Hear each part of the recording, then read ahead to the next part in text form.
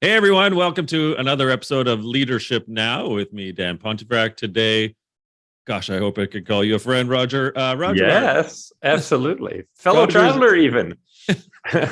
fellow Canadian, trusted advisor to the CEOs of companies worldwide, including Procter Gamble, Lego, and Ford. In 2017, Roger was named the world's #1 management thinker by Thinkers 50, a biannual ranking of the most influential global business thinkers. Roger is a professor emeritus, at the Rotman School of Management at University of Toronto, where he served as dean from 1998 to 2013, where I got to meet Roger about more than a decade ago. The academic director of the Michael Lee Chin Family Institute for Corporate Citizenship from 2004 to 2019, and institute director of the Martin Prosperity Institute from 2013 through 2019. In 2013, he was named Global Dean of the Year by leading business school website Poets and Quants. His newest book, which is a page turner, is A New Way to Think, Your Guide to Superior Managerial Effectiveness. Of course, Roger has written 12 other books that I know of, including the greats When More Is Not Better, Creating Great Choices, written with my pal as well, Jennifer Riel, and Yes. Playing to Win, written with A.G. Lafley, which won the award for Best Book of the 2012-2013 by the Thinkers 50. Roger's also written 30 Harvard Business Review articles. He's received his BA from Harvard College with a concentration in economics and his MBA from the Harvard Business School. He lives in South Florida now with his wife, who I might argue is potentially smarter than Roger, Marie-Louise. Roger, Yes. so good to have you here today. Thanks for taking the time, my friend. Lot to cover. We do want to tackle this book, A New Way to Think. In it, you've presented 14 kind of unique models and takes for leaders and executives, ultimately to become better leaders and better executives. And I think when I went through it, I found myself, it took me 3 days, by the way, to read it. So 3 nights, I was like, keep going. This is great. It's kind of, I would say, a management handbook, if you will, right? Like the way in which that you've done it is you don't have to read these models in order. And it's kind of like, oh, I could use this at this stage in my career or this stage of the evolution of my team or organization. So to that end, I'd like to discuss 4 of the 14. But I want to put them in a different order than the book because you recommend it doesn't matter what order you actually read the book. Yeah, Doesn't matter. So Now, can I give a slight shout out to John Hull? He's one of the really great professors at the Rotman School. He's a finance professor and great with students. Students love him, and he has the most important book on options and derivatives in the world. 60% market share of books in that category, and his is a manual. And so all the traders, investment bankers have that on their bookshelf.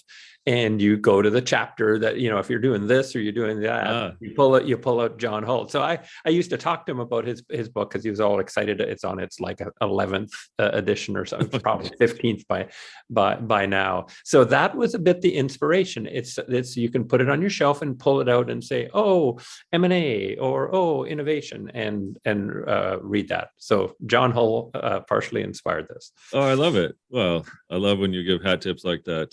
Fantastic. Okay, so the 4 we're going to get into today, Roger, from the book are corporate functions, talent, knowledge, and culture, or knowledge work, and culture in that order. It's not the order of the book, of course. Mm-hmm.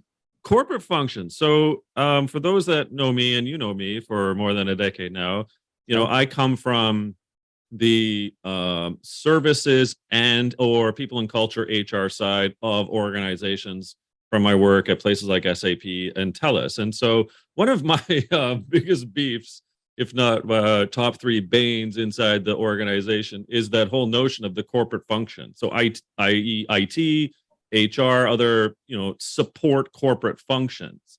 And one of my banes, Roger, is HR in particular.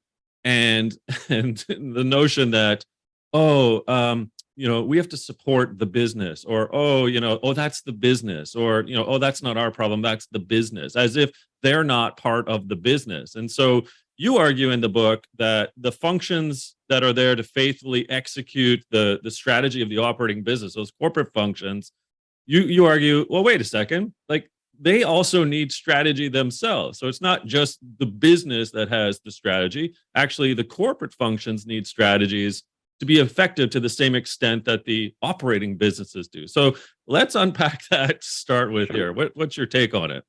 Yeah, well, my take on it is the usual thing is exactly what you described, which is sort of you're just there to serve. Now, there's some truth to that, right? And if you don't help the businesses kind of succeed, then you're not very useful as a function. But you're more than an order taker, right? And many functions, when you talk to people in corporate functions, they're like, oh man, it's so busy. People keep asking for stuff, and you get a long list of things, and you just try to work your way down the list of things. And then the business units are like, well, they don't really add all that much value. And the reason, I think, is that the function doesn't sit back and ask the fundamental questions of strategy, right? What is my aspiration as a function? Where am I going to play?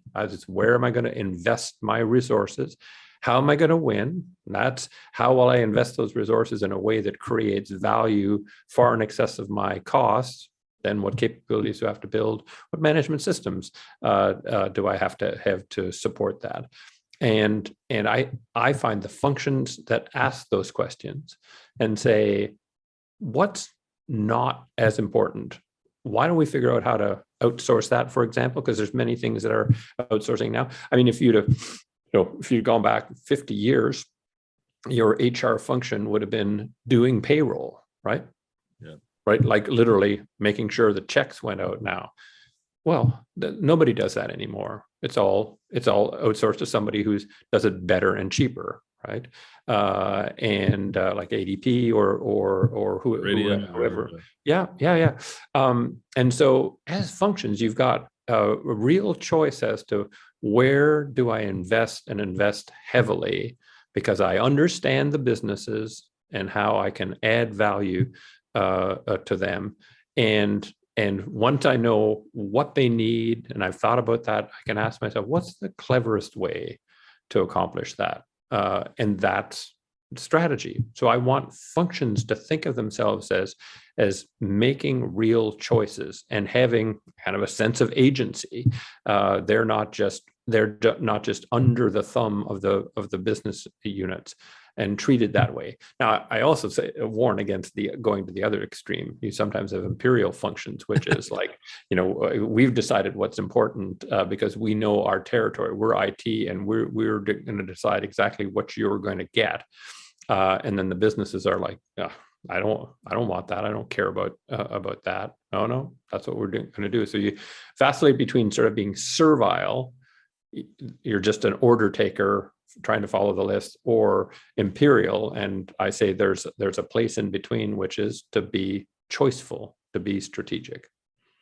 What can the corporate functions then do differently in their setup? So you've mentioned, the order taker approach. So I find many HR and learning functions, by the way, are the order takers. They wait for the business to send over the wall, do this for us. And then, on the more imperial side, we've got an IT shop that tells you what's above the line and below the line, and you shall have this update or this systems implementation in 6 years from now, because that's when we're going to get to it. So what can they do differently as a corporate function, I guess, culturally?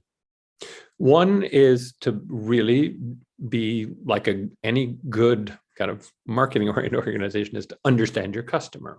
So it's to be in with the business, the people in the business units, and figuring out what they're trying to accomplish so that you can develop essentially offers, right? This is what I see you needing. I see you needing kind of better quality of people who stay longer. Okay. So, and it's exactly this kind of people. What can we do in HR to both recruit that kind of person that they need and help the business in retaining them? That way, the business doesn't have to ask for it, and they'll get used to the notion that gee, the HR people know our business so well that they know what to invest in They know that if we don't rotate people around this business unit, people get stale and say, oh, I'm going to go and work somewhere else where I can get a new opportunity. So they're proactively coming out and saying, you know what, that person who you've been rating highly for the last 3 years, easiest thing would be to keep them in their current position. I know that, but here, our statistics show that person, she's going to leave unless we give her a new opportunity. So let's work and figure out what would be an opportunity within the business unit that she can shift to stay. You'd want to be proactive in saying, what we've got to do is develop a system for tracking that, right? So that we can build the capability of proactively going and doing it. So we create this value to the business unit of helping them have the people that they need and the positions they need. That would be, and so where are you playing? You are playing in sort of the career development and progression kind of business, because that's super important. And that's how you are making that strategy happen. It's a wonderful illustration, and I wish we had thought through this in a green room and said, "Hey, let's do it this way." But it's actually segued nicely to the second of four I wanted to get into, Roger, which is talent. And so you have a great line in the book, which is feeling special is more important than compensation. And you have this wonderful dichotomy of a story between sort of Aaron Rodgers of the Green Bay Packers quarterback and Tom Brady, who left New England to go to Tampa Bay and win a Super Bowl. And you're basically saying, look, compensation that's really performance-based, incentive-based compensation is critical to attracting and retaining talent. Although really what you're getting at is a talented employee, acting and allowed to act with agency as an individual with those unique needs and desires is actually more important than performance-based incentivization. So tell us a bit about kind of that segue story that, well, talent actually, if you're not feeling special, they're going to walk or you can't attract, and you really have to do something different than just, slapping them with RSUs. Yeah, I know, absolutely. And again, this is one of my managerial philosophies is like, treat people like humans. And if that's hard for you to figure out what to do, think of it as you, right? What would you like, right? Yeah. That's not a bad proxy for humans. Right. And is that how you work, Dan? As long as somebody's paying you more and paying you more, you're gonna spend your life doing that thing? I don't think so. So why do you assume other people would? Is the question. I know you personally don't think that, but that's what I encourage people to say. And with talent, especially if you're thinking of tailor the distribution kind of talent, which you need some of. Now, I think you got to treat everybody as talent, and my arguments kind of apply to everybody. But if you think of really, really kind of high-end talent, the thing about them is they can work anywhere, right? They have all sorts of options. And the way they've gotten talented typically is to work super hard at their craft, take more chances, invest more of themselves in it to get to that position. Right, if you want to use Tom Brady as an example, he's sort of legendary for his work ethic and his eating habits and all these things. He's done all of these things, and he does more film study than anybody else. He stays longer after practice.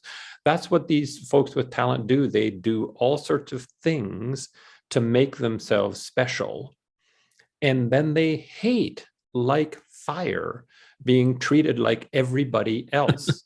Right, yeah. Even if it's an exalted class, right? You're an all-star quarterback, and so this is what all-star quarterbacks should get. No. I'm Tom Brady or I'm Aaron Rodgers, and I want to be treated as that unique individual. And it's not. I don't think it's a conceit either. It's just that's who they are. They are somebody who has developed themselves in a special way, and so you need to pay attention to them. If you ignore things that they ask for, you're just down on your hands and knees begging for trouble. if you block their path of development, you're begging for trouble, because what have they done all their lives is develop themselves and get better. So you just have to think about what got them there, and therefore kind of what do they care about. And Aaron Rodgers was at this time of the year at training camp last year was in an incredibly foul mood about the Green Bay Packers. Why?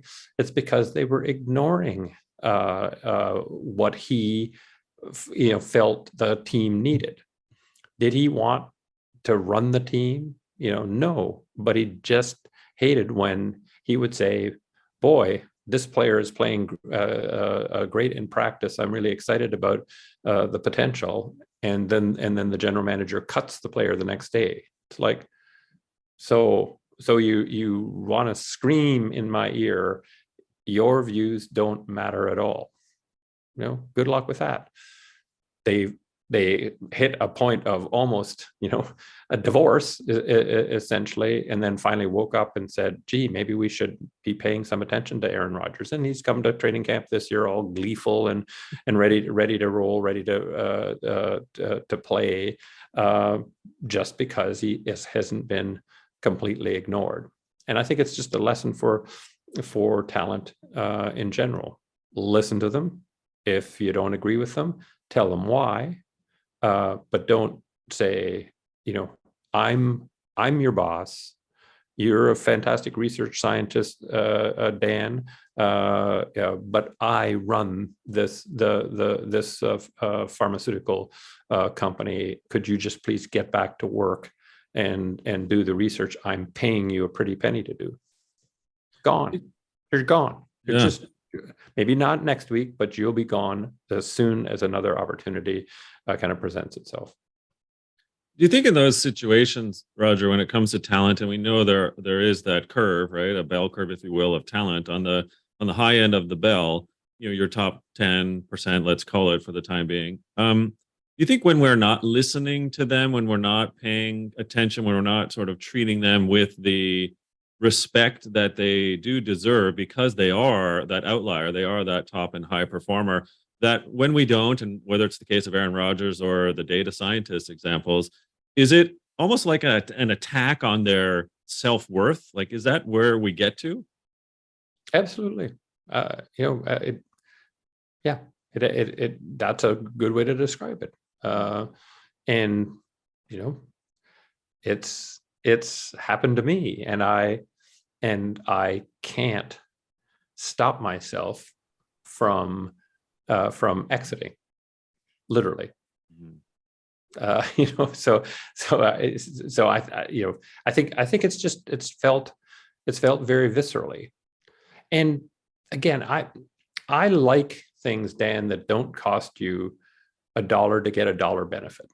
Right. So I like advertising more than I like promotion, because if I give you $1 off your next, I don't know, whatever, a tube of Crest, it costs me $1 to get $1's benefit. Right. If I instead have fantastic ad copy that's really compelling, I can spend, I don't know, whatever, $20 million on an ad campaign and get $100 million of value. So I'm always looking for things that don't cost dollar for dollar.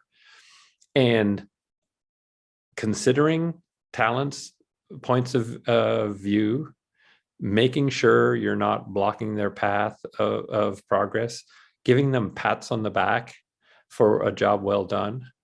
How expensive are those things? I mean, you had a long history in HR. How expensive are those things? How much do you have to dig deep into the corporate coffers to pay for those three things? Generally speaking, they're free, right? So I like when you can, for free, do something great. If your theory is in order to get talent to stay, you have to pay them the big bucks, right? It costs $1 more to get $1 of benefit, right? $1, your leverage is 1 to 1. And you do not become a great organization doing things where your leverage is 1 to 1. If your leverage is 1,000 to 1. Yes, it did take you could calculate your cost of a conversation, and it cost you whatever $100 to have a longer conversation with talent than it would have otherwise be the case. But then talent stays and creates $10 million of value. Your leverage is gigantic.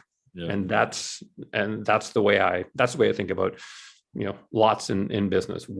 What things could provide leverage, and with talent, it's treating them special is the greatest leverage that you can get. So the river we're paddling down now in our 2-person canoe, perhaps 3 if we throw a Mintzberg in there to the Canadian reference. So we've gone kind of the corporate function through to talent, but talent then, in my opinion, at least thinking about your 14 models, but these 4 in particular we want to get to today, is the third one is knowledge work. Mm-hmm. And so talent to knowledge work, where I'm trying to create the affinity here, is you argue that we should be thinking in our organizations about projects, not necessarily jobs, and in fact, redefining the job contract such that we organize the knowledge work and workers around time-bound projects. So does that help break down the corporate functions and the delineation that we need there, or I guess the assimilation of kind of how do we serve one another through strategy, as well as the point about talent? Is knowledge work, with your assertion we redefine the job contract through projects, another way in which to help the executive and the leader create the right organizational model to succeed and perform?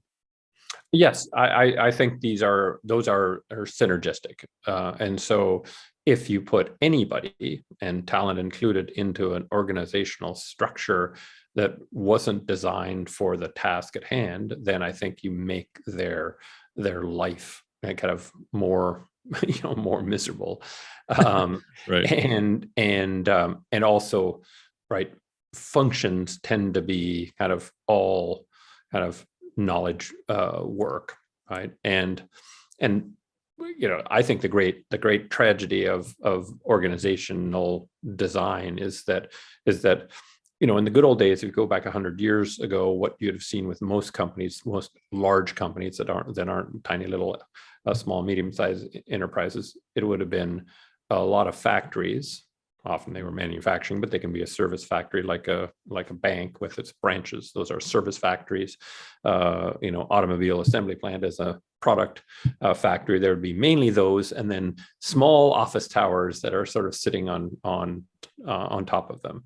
And because the weight of organization was in the factories, we used the way of organizing from the factories in those office towers, and those were flat jobs. Right, you were the third and kind of worker on the assembly line. You were a teller, or now a customer service rep in a branch, and you came in at 9 a.m. and did the same thing all day till 5. Then what happened, of course, was those office towers got big, and so even for hardcore manufacturers, there are more wage dollars in the office towers by far than in the manufacturing plants. Yeah. But we didn't change. We didn't ask the question, now that this is the main thing that we spend labor dollars on, shouldn't we think about how we organize them? It's just, let's keep doing that.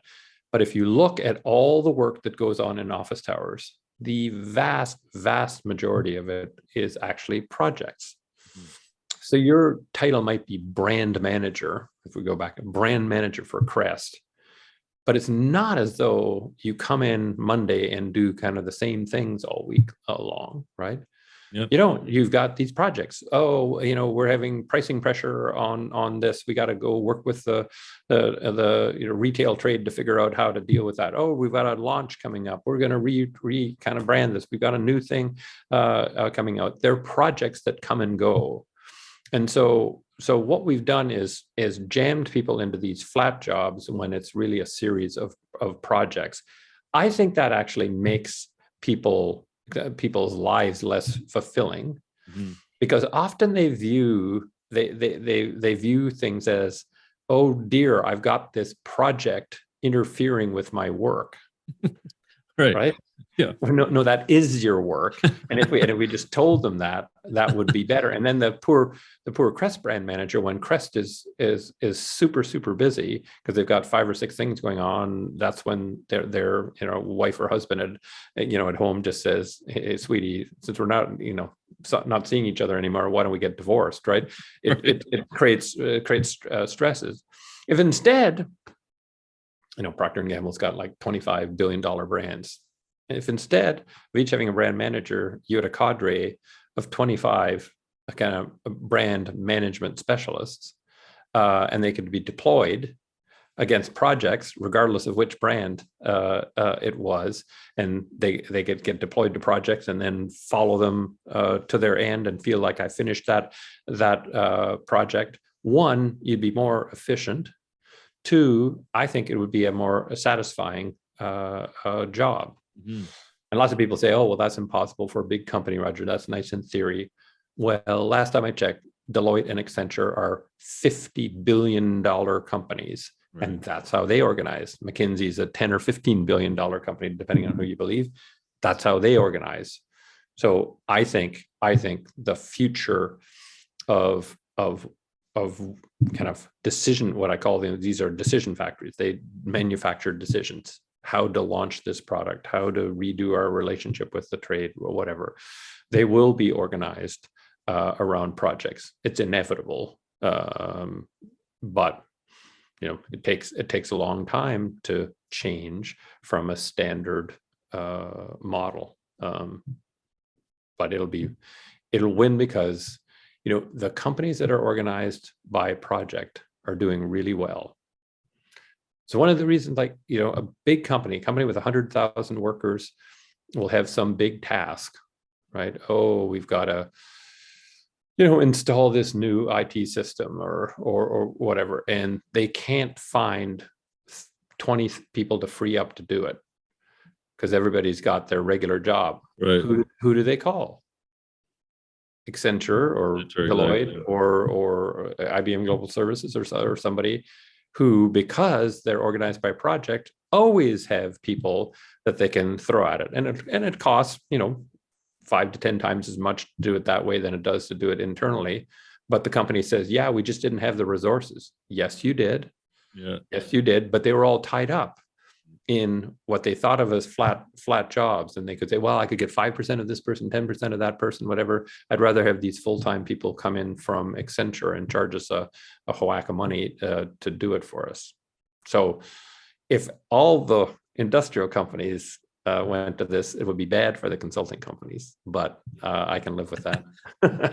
Well, I mean, if you sort of take other thinking of yours and other material you've written, you have this great thought about efficiency versus effectiveness versus productivity, but there's also almost this, if you kind of look inside, the knowledge worker makeup today, or the knowledge work itself, there is an inefficiency that is inherent inside the organization because of almost the siloed nature of the job description, and ergo that employee is fixated and the manager is fixated on improving the effectiveness or efficiency of the worker in the role, not looking almost panoptically at, well, how might we as an organization use those talents and thus the inefficiency of said employee to deploy elsewhere on other projects? Is that a fair assumption from some of your other thinking?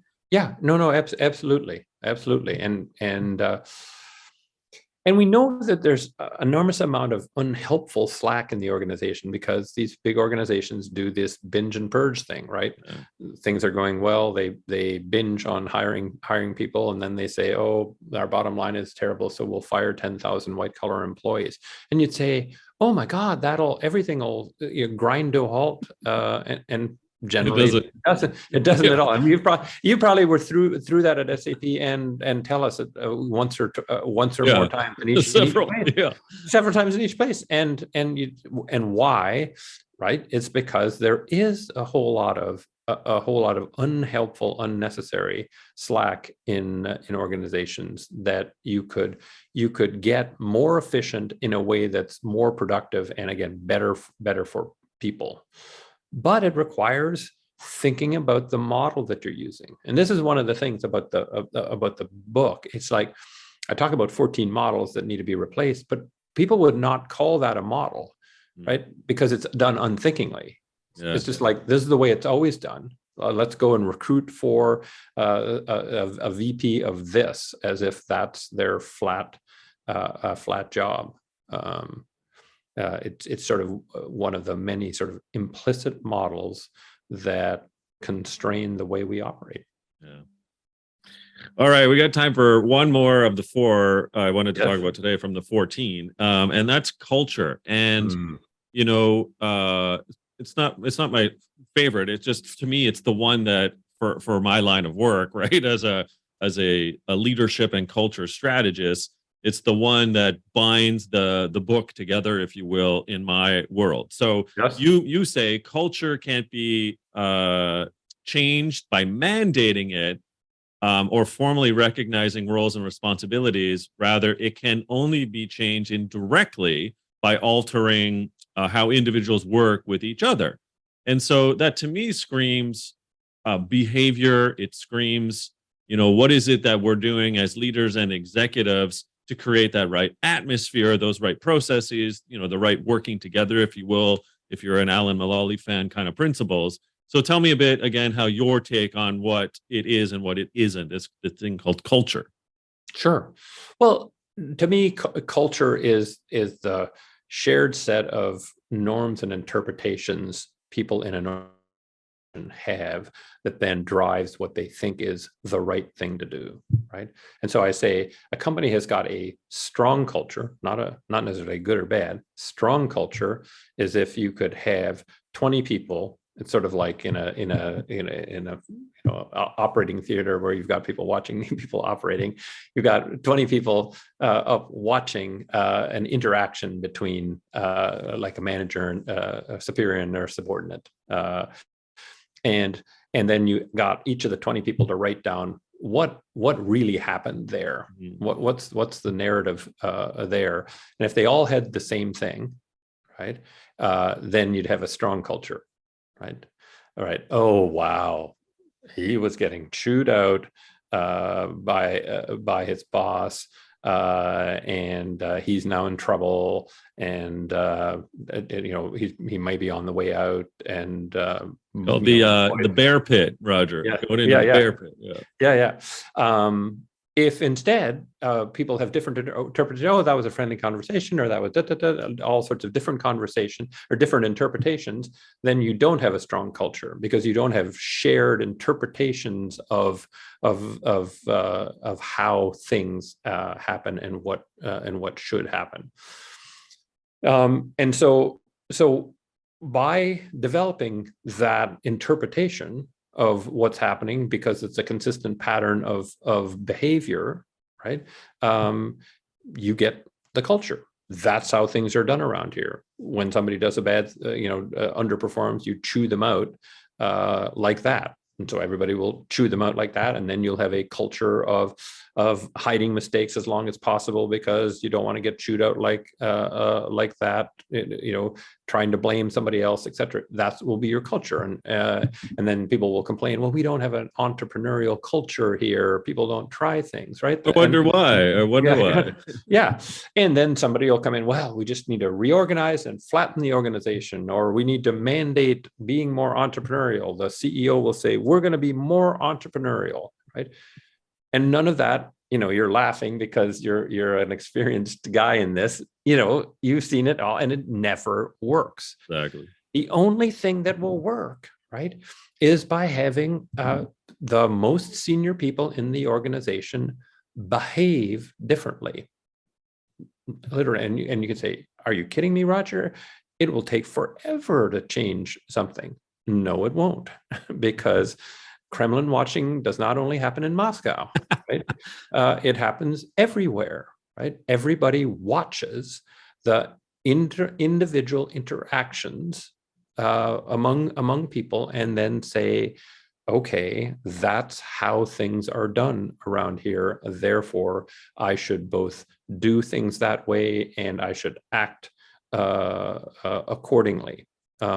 And so if any, I say this to all the companies I work with, the CEOs, Every single interpersonal interaction you have is going to be critical to creating a culture, and you need to be intentional so that it's the culture that you want to have, right? Not the culture that you might dream about. And you can make it happen. So, Four Seasons, a great Canadian company, Izzy Sharp. It's got a great culture. It's got a culture that all the other chains are pretty much jealous of, and people are like, "Gee, how do you get that culture?" Well, you have a guy like Izzy Sharp who wanders around the hotels, shaking hands with everybody, providing encouragement, creating systems that say, if we ever make mistakes, we gotta tell each other the mistakes so that we can go and make it up to the guests before they leave the hotel. Then everything will be fine. And so people in Four Seasons don't spend their entire day worrying about if they're going to make a mistake and get the crap beaten out of them or fired for it. But they think about doing the best they can, but mistakes will happen. What do you do when a mistake happens? You kind of report it immediately so that you can put together a plan for kind of restoring that guest's feeling. Then you have all the competitors saying, "Gosh, I don't know how we could ever replicate Four Seasons culture. Maybe we'll hire some Four Seasons people," which they do, and then install them into a horrible culture, and that's not going to change anything. So it may appear intimidating. What I'm saying is intimidating, like, wow, that'll take a lot of work and that'll take forever. My experience is it does not take forever. It happens quickly, but it does put the onus on the most senior people in the organization to actually be actively involved in creating the culture that they want to see. Mahatma Gandhi was not a dummy, right? Right? He was a very smart guy. Yeah. And what did he say? Be the change you want to see. That would be my advice to CEOs. Listen to Gandhi. He had it right. Gosh, it's so good. Could talk for hours with you. The book is A New Way to Think. Before I ask where we can find more about you, Roger, just a little sidebar commentary. Two things. First of all, if we're Peter Drucker around, and I know he's a hero of yours, I mean, first of all, he would be lauding the book because of its clarity from both the kind of organizational modeling perspective, but the humanistic side that you waxed lyrical about in each of the 14. And so for me, I think that this is like the 1952 version of Drucker's work for 2022 and beyond. It's that good, and it does pinpoint for many executives and leaders who should be reading the book what they could be doing differently, right, to provide the experience for their customers in turn through the employees, and that important relationship that Drucker always spoke of.